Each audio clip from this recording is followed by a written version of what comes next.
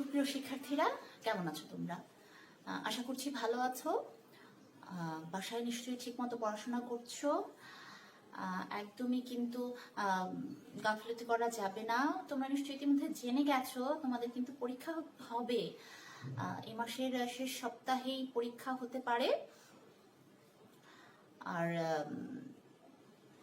কিভাবে পরীক্ষা হবে, কোন পদ্ধতিতে হবে, কোন সময়ে, সবকিছুই তোমাদেরকে যথাসময়ে জানিয়ে দেওয়া হবে। শুধু এটুকুই জেনে রাখো যে এই সপ্তাহে, এই মাসের শেষ সপ্তাহে হবে, হতে পারে আর কি সম্ভাব্য সময়। আর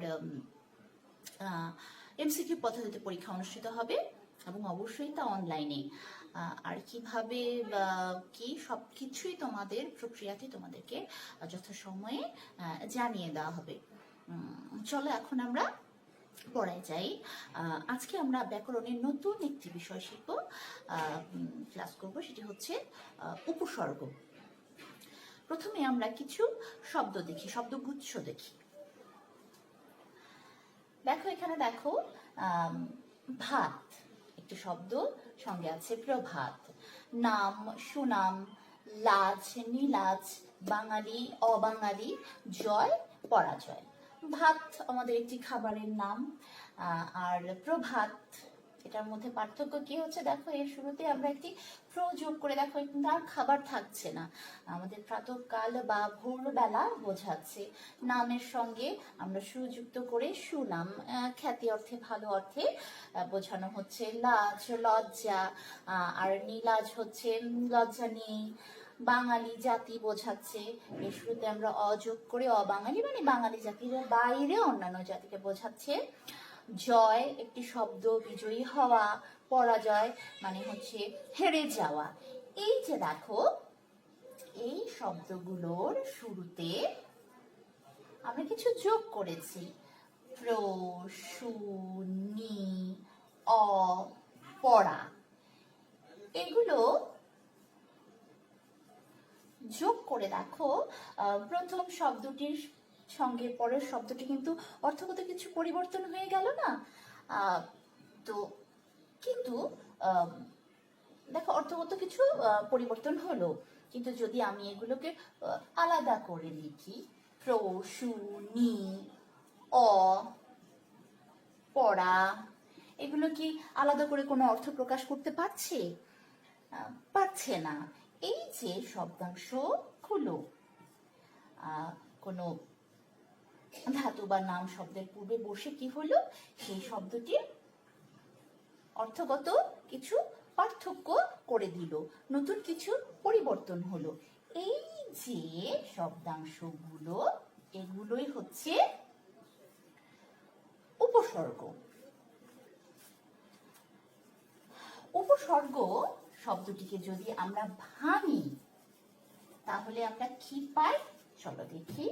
উপসর্গকে ভাঙলে পাওয়া যায় উপ যোগ সৃজ ধাতু যোগ অ প্রত্যয়। এই যে সৃজ, এই সৃজ হচ্ছে সৃজন বা সৃষ্টি। ব্যাকরণগত ভাবে উপসর্গের অর্থ দাঁড়ায় হচ্ছে উপসৃষ্টি। তাই উপসর্গ হচ্ছে নতুন শব্দ তৈরির একটি বিশেষ প্রক্রিয়া।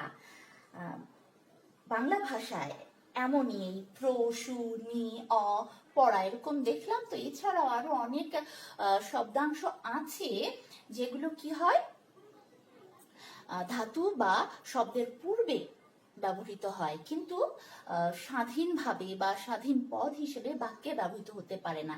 এই যে বাংলা ভাষায় এমন এই যে শব্দ বা এগুলোকে বলা হয় অব্যয়সূচক শব্দাংশ। কারণ কি, এগুলো এই যে প্র, সু, নি, অ, পড়া, এগুলোর সঙ্গে কোনো প্রত্যয় বা বিভক্তি যোগ হতে পারে না আলাদা করে, এই জন্যই অব্যয়সূচক শব্দাংশ বলা হয়। বাংলা ভাষায় এমন কিছু অব্যয়সূচক শব্দাংশ আছে যারা কোনো ধাতু বা নাম শব্দের পূর্বে যুক্ত হয়, কিন্তু স্বাধীনভাবে বা স্বাধীন পদ হিসেবে ব্যবহৃত হতে পারে না। ওই নাম বা ধাতুর পূর্বে, নাম শব্দ বা ধাতুর পূর্বে যুক্ত হয়ে কি করে, শব্দটি নতুন একটি অর্থবোধক শব্দ তৈরি করে, শব্দের অর্থের সম্প্রসারণ ঘটায়, সংকোচন ঘটায়, শব্দের অর্থের পরিবর্তন ঘটায়। এটি হচ্ছে উপসর্গ। আবার দেখো,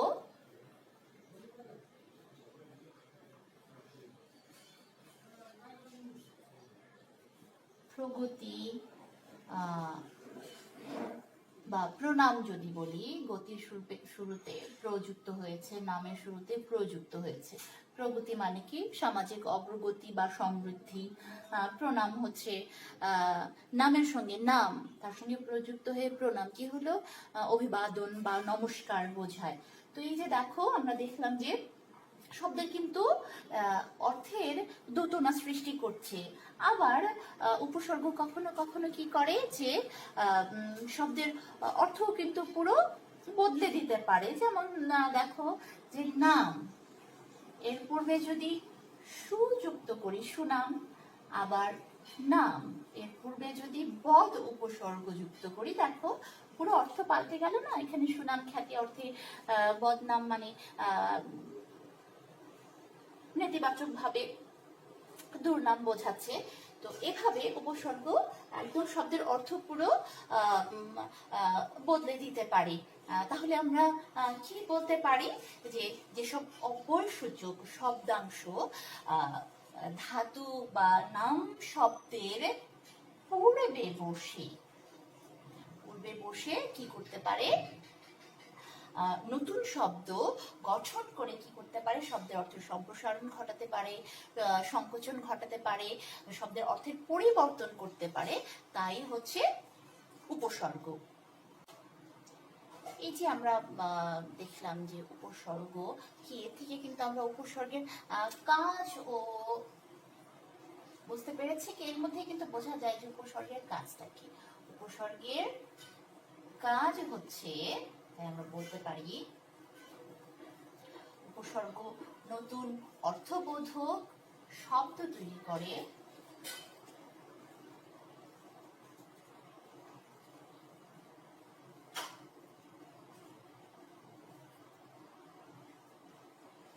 উপসর্গ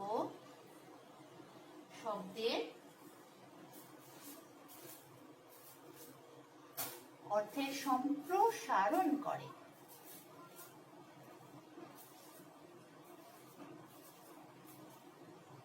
শব্দের অর্থের সংকোচন করে,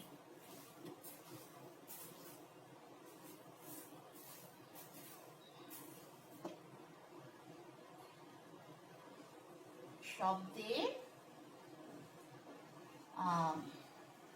অর্থের পূর্ণতা তৈরি করে, আর কি করে? শব্দের অর্থের পরিবর্তন করে, নতুন অর্থবোধক শব্দ তৈরি করে। যেমন যদি ভাত শব্দ, তার যদি আমরা বলি হা উপসর্গ যোগ করে হা ভাত, ভাত তো খাবার, আর হা ভাত বলতে বোঝায় একদম নিরন্ন অবস্থা, কোনোভাবেই কোনো খাবার নেই, খাবারের অভাব, খুব দুর্দশাগ্রস্ত অবস্থা। তাহলে দেখো, নতুন অর্থবোধক একটা শব্দ তৈরি করতে পারে, শব্দের অর্থের সম্প্রসারণ করতে পারে। যেমন পরিপূর্ণ, আবার কি? শব্দের অর্থের সংকোচন। নিমরাজি শব্দটি যদি দেখি, রাজি মানে কি? সম্মতি আছে, আর নিমরাজি মানে একটু রাজি, পুরোপুরি সম্মতি নেই। এভাবে সংকোচন করলেও শব্দের অর্থের পূর্ণতা তৈরি করে, শব্দের অর্থের পরিবর্তন করে। যেমন কথা শব্দের পূর্বে যদি আমি উপসর্গটি ব্যবহার করি, দেখো কথা মানে তো আমরা কথা বলছি যা, তাই। আর উপকথা অর্থ হচ্ছে কোনো কল্পিত কাহিনী, সেটাই হচ্ছে উপকথা। তো এইভাবে শব্দের অর্থের পরিবর্তন ঘটাতে পারে উপসর্গ।